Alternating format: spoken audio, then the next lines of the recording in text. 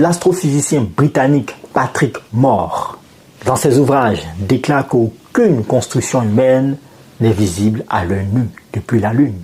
Aussi, des objets beaucoup plus grands, comme les villes, les grands ponts, les grands ports ou les déserts urbains, peuvent être visibles depuis l'orbite terrestre basse, mais ils sont composés d'une multitude d'éléments contrastés, contrairement à une ligne étroite comme la muraille.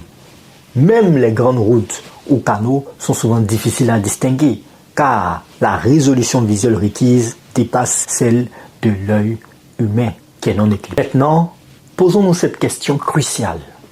Croire que la Grande Muraille est visible depuis la Lune, ça fait quoi au fond? Au premier abord, cela peut sembler anodin, voire inoffensif.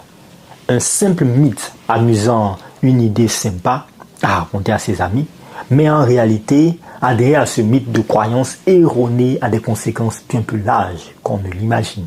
D'abord, croire à ce mythe, c'est investir du temps et de l'attention dans une idée fausse. Cela occupe notre esprit, notre curiosité et parfois même nos débats.